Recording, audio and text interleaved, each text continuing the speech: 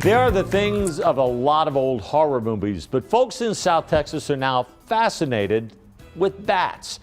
The cool thing is we have several places where you can go see millions of them come out at dusk, and that's what we're doing in this week's Texas Outdoors. I have seen it thousands of times and I never, ever get tired of watching it. How could you tire of it?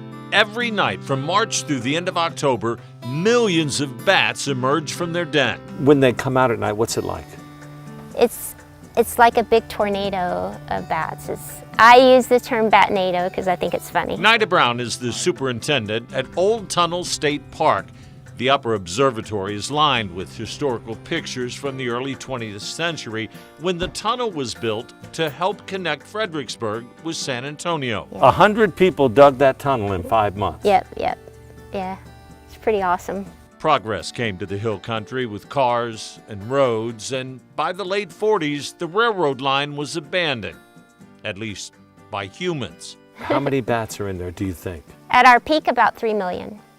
3 million? Mm-hmm. A rancher saw the bats coming out one evening, thinking it was a fire. From the upper viewing area, you kind of get this image of, it looks like smoke, wispy smoke as they're heading out. They've been there ever since, each night going out to eat pesky insects, cornmeal and cotton ball moths.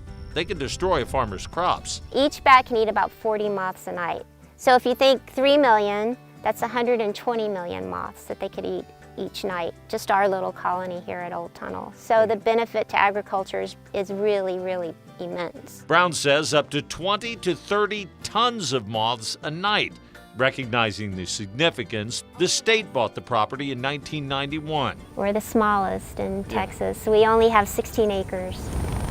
It's now a state park, and more than 30,000 people a year pay to watch an ordinary, yet extraordinary sight. They'll sometimes even come into the audience a little bit and fly above us. Does that freak people out? Sometimes, yeah.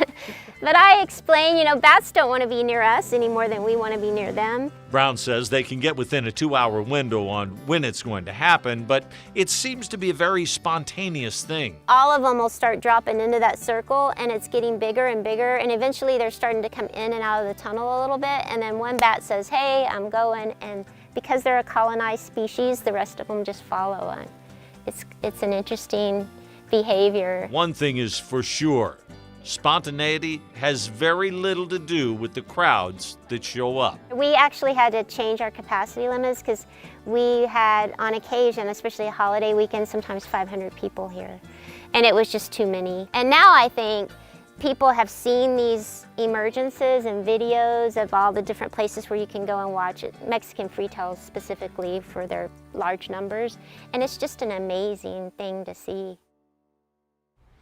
It has become so popular, you have to get a ticket to watch, and you have to do that online. We're going to put a link to Old Tunnel State Park's website in this story on kens5.com. It is, I was completely blown away going out there. First I thought, yeah, what's the big deal? But when you see it and just the history behind it and all the bats, it's pretty amazing. You know what's crazy?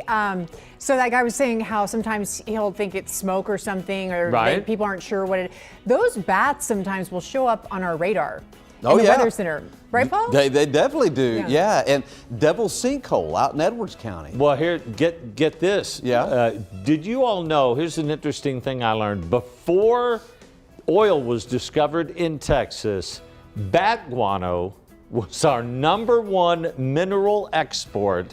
The Europeans value it as a fertilizer so much because it has a really high concentration of nitrates. Wow. It's amazing, isn't it? Very interesting. Things you find out from Texas Outdoors. Right.